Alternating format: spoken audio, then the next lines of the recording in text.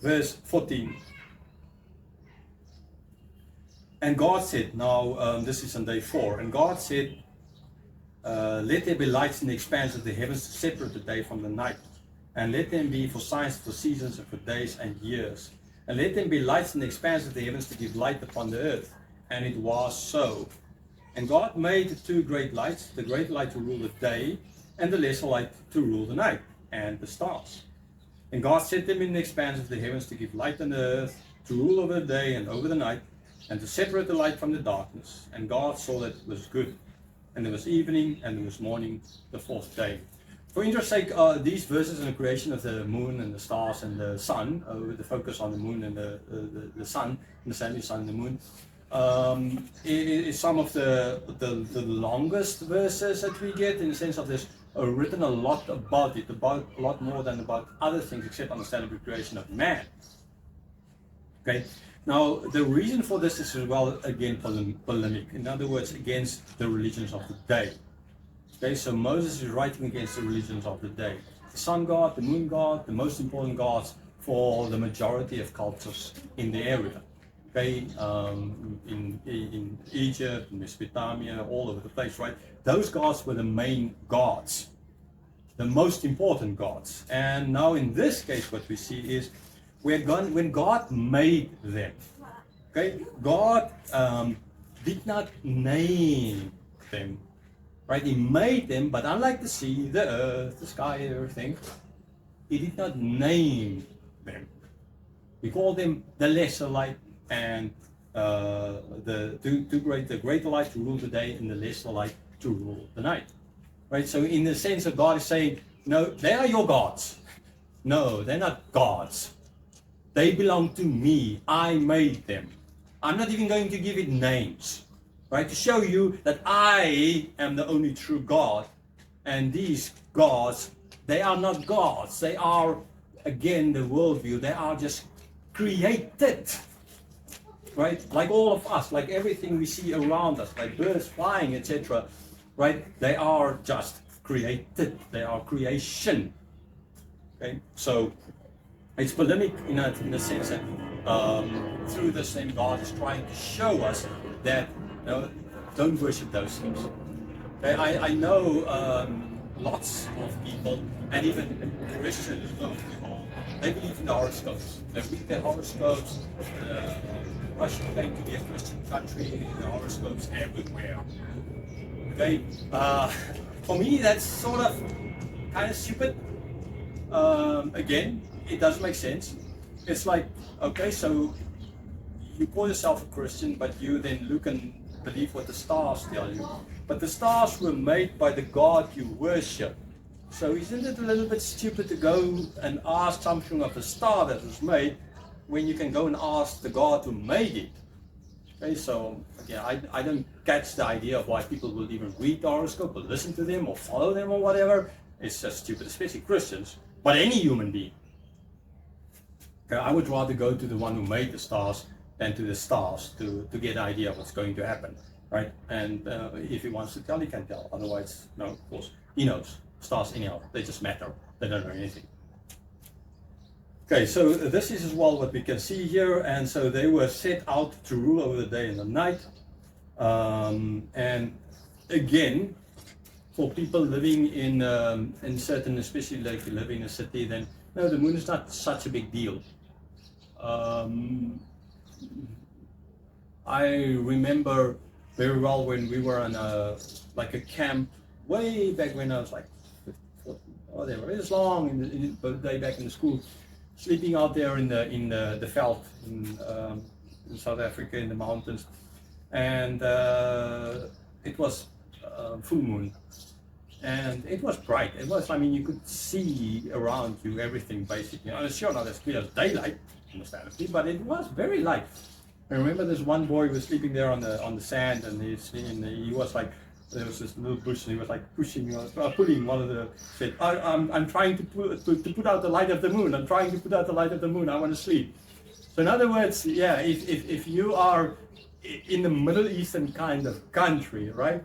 where the moon is pretty bright and full moon time is pretty, then yeah, you can understand why these people, because this is where they lived, why they saw the moon as pretty bright, right? The full moon, understandably.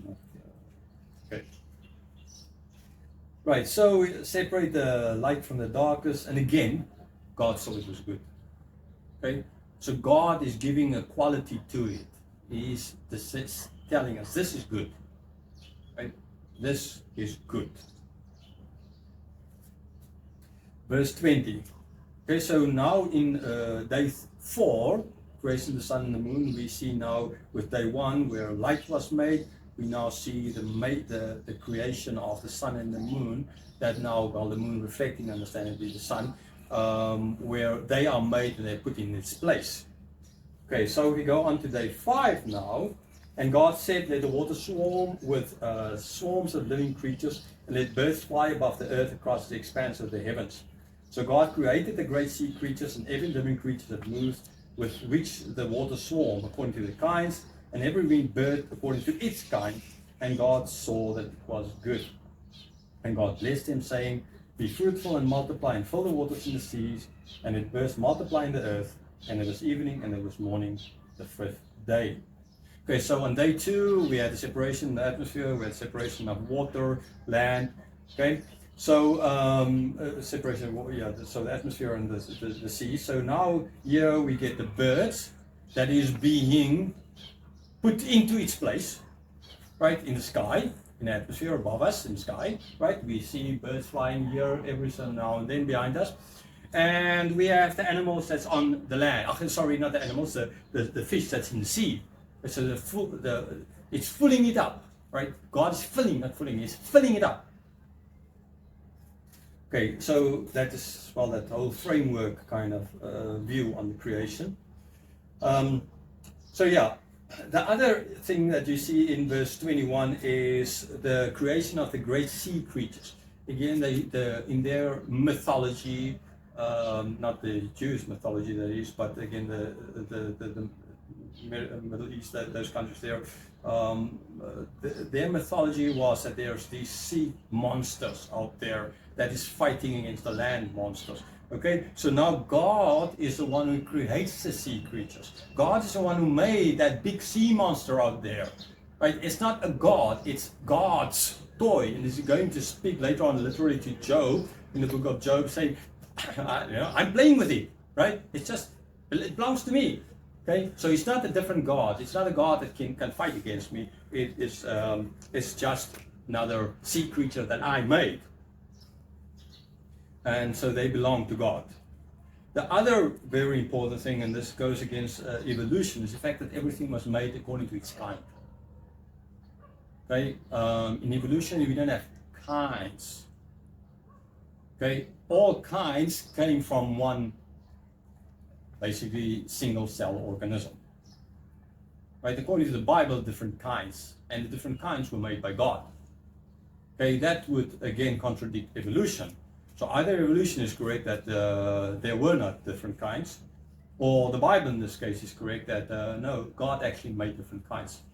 And as well, please, don't think of, especially when you get to the story of Noah. Oh man, there are so many different kinds of dogs. There's so many different kinds of cats out there.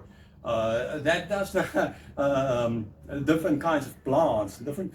How could Noah take so many different? Yes, sure, I know there are lots of different kinds of dogs, and we keep on breeding new dogs and new species and etc. Right? But we are not moving between kinds. So from one dog, okay, like an apple. Apple comes from Amata, the mother of the apple, there in Kazakhstan, in the mountains there, right? That is where the first apple. But we have lots of different kinds of apples today. Okay. Lots of oranges, but they all come from one original place. Coffee from Ethiopia, right? But we have different kinds of coffee. Right? So it was not a necessity ultimately for Noah, or here when Adam is going to name the animals, for him to name, oh, this is a Rottweiler, and that is a Pit Bull, and that is a St. Bernard, and that is a whatever. No need for that, because there was just one dog. I mean, two, right? Because they had to breed. Okay, so this is then as well the other important just thing to mention here. And then the last important thing in verse 22 is God bless them and tell them to be fruitful and multiply and fill the waters and seas and the birds multiply on earth. The waters and sea and birds multiply on earth.